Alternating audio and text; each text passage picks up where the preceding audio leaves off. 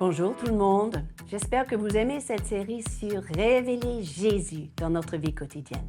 Et aujourd'hui, j'aimerais parler de nos célébrations. Pourquoi? Parce que nos célébrations révèlent le Dieu qui change le deuil en allégresse. Nos célébrations, que ce soit dans nos cultes personnels, dans nos rassemblements en tant qu'Église, ou même dans des coutumes et des traditions de ce monde, peuvent être des occasions de témoigner haut et fort avec beaucoup de festivité et de joie qui est notre Dieu. Pourquoi? Parce que la célébration extérieure révèle ce que notre Dieu fait à l'intérieur de nous. Et bibliquement, la célébration est une occasion pour la gloire de Dieu et aussi pour nous édifier et aussi pour témoigner dans les nations qui nous entourent. Par exemple, dans le psaume 126, 1 à 2, nous voyons que le peuple d'Israël qui sort de la captivité babylonienne commence à célébrer et leurs bouches sont remplies de cris de joie, les langues remplies de chants d'allégresse.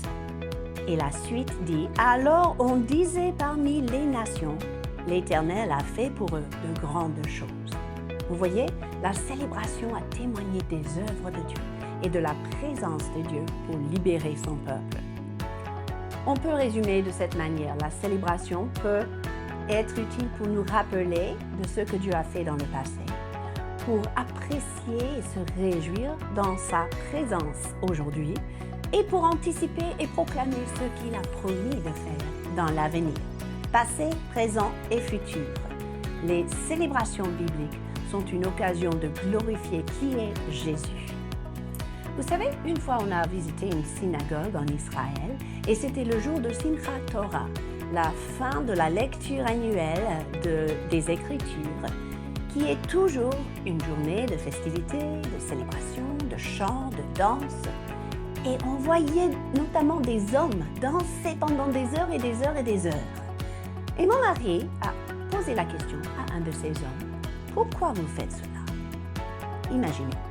Ce jeune homme a répondu « Parce que l'Éternel nous a commandé de le faire. » Il ne s'agissait pas de vouloir faire la fête, entre guillemets. Il n'y avait pas d'alcool, pas d'autre ambiance mondaine, non.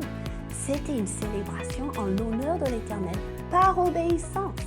Pas de négociation, pas d'excuse de ne pas le faire. C'était un peuple qui adhérait à ce que Dieu a dit. Alors nous voyons beaucoup d'occasions dans la Bible de célébrer, notamment les fêtes bibliques qui sont souvent oubliées par le monde chrétien.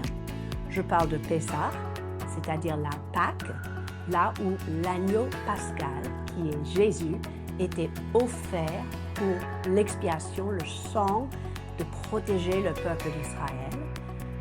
Malheureusement, le monde a transformé cela en Pâques avec un S, avec des lapins et des œufs et des choses qui n'ont rien à voir.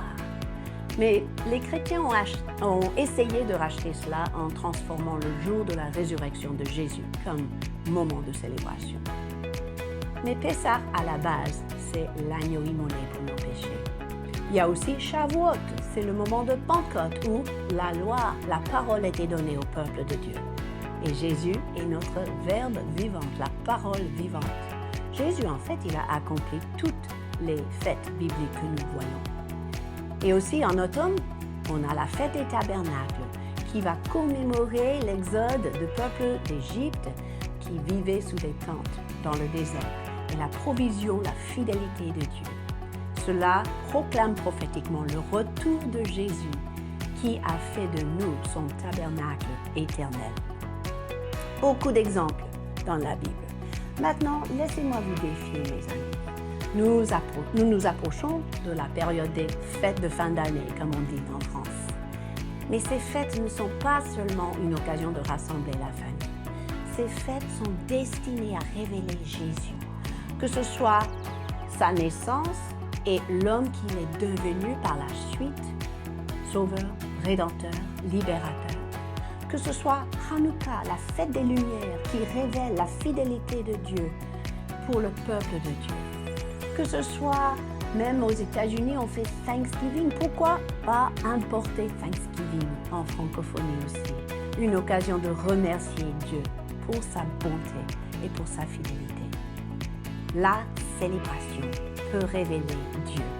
Alors saisissez l'occasion cette semaine de programmer des célébrations à la gloire de son nom et vous verrez, votre témoignage autour de vous va avoir un grand impact.